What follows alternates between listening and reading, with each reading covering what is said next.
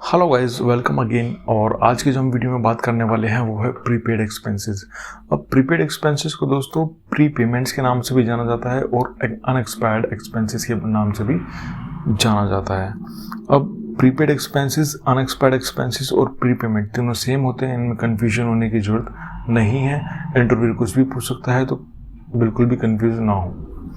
अब topic start करने से पहले मैं आपके साथ एक क्वेश्चन शेयर करना चाहता हूं जो कि बहुत इंपॉर्टेंट है, और इस क्वेश्चन का आंसर आपको वीडियो के एंड होने से पहले देना है, क्योंकि वीडियो के एंड में हम इसके आंसर को डिस्कस करने वाले हैं। Prepaid expenses are will be deducted from the concerned expenses in P&L.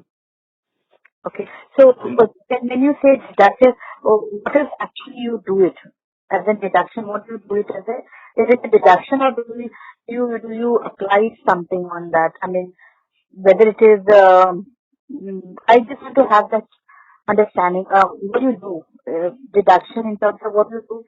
Do you really deduct it, or what do you do it? अब जैसे कि आपने क्वेश्चन देख लिया है कि हम टेक्निकल टर्म में क्या कहते हैं जब हम अपने प्रीपेड एक्सपेंसेस को ट्रांसफ़र करते हैं नेक्स्ट ईयर में और उसको एक्सपेंस में मूव करते हैं, तो उसको हम टेक्निकल टर्म में क्या कहते हैं।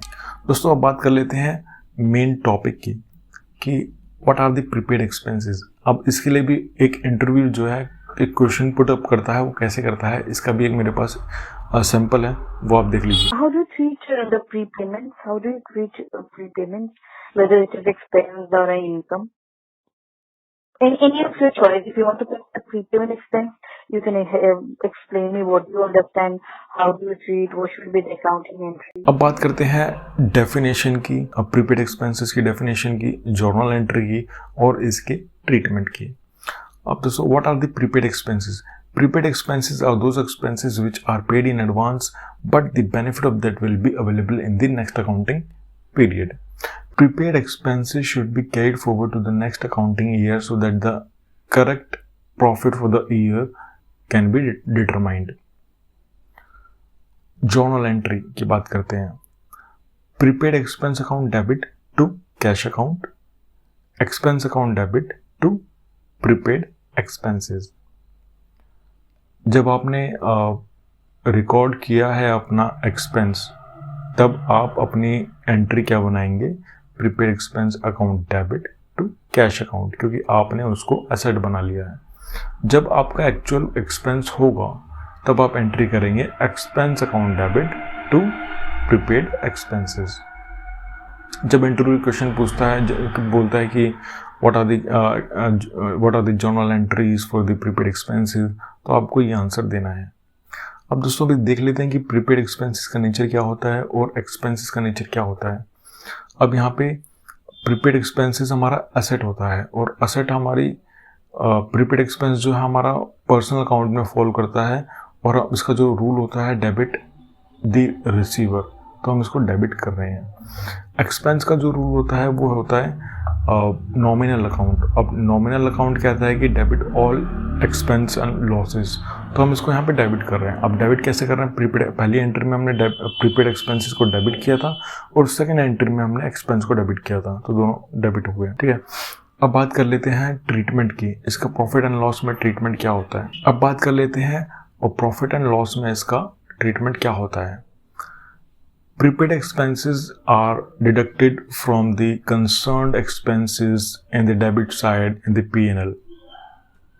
तो आप ऐसे आंसर कर सकते हैं इंटरव्यूअर को, और इसका जो मतलब होता है कि डेबिट साइड में जो भी आपने एक्सपेंस दिखाया है उसके अंडर डिडक्शन हो जाती है प्रीपेड एक्सपेंसेस की, क्योंकि जो प्रीपेड एक्सपेंस है वो आपका नेक्स्ट ईयर में फॉल करेगा, तो हम डिडक्ट कर देते हैं करंट अकाउंटिंग पीरियड में। अब treatment of prepaid expenses in balance sheet. Balance sheet में दोस्तों प्रीपेड एक्सपेंसेस को हम असेट साइड में दिखाते हैं करंट असेट के अंडर। अब कैसे बोलेंगे?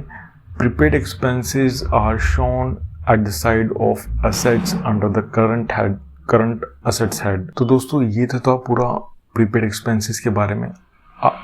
डिस्क्रिप्शन में मैंने आपको इसके नोट्स भी दे दिए हैं, तो आप इसके नोट्स भी चेक कर सकते हैं।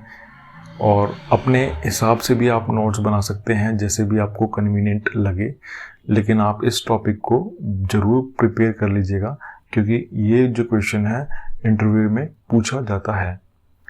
अब बात करते हैं जो मैंने क्वेश्चन स्टार्टिंग में आपसे पूछा था कि आप टेक्निकल टर्म में जो आप डिडक्ट कर रहे हैं, जो प्रॉफिट एंड लॉस अकाउंट में से आप एक्सपेंस के हेड में से आप प्रीपेड एक्सपेंसेस डिडक्ट कर रहे हैं, उसको हम टेक्निकल टर्म में क्या कहेंगे? तो टेक्निकल टर्म में इसको हम अमोर्टाइजेशन कहते हैं।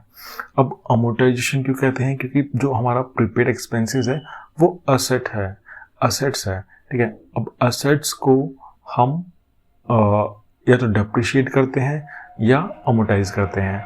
तो इस केस में क्या हुआ है कि जो हमारा प्रीपेड एक्सपेंस है वो इंटेंजिबल एसेट है, फिजिकल नहीं है।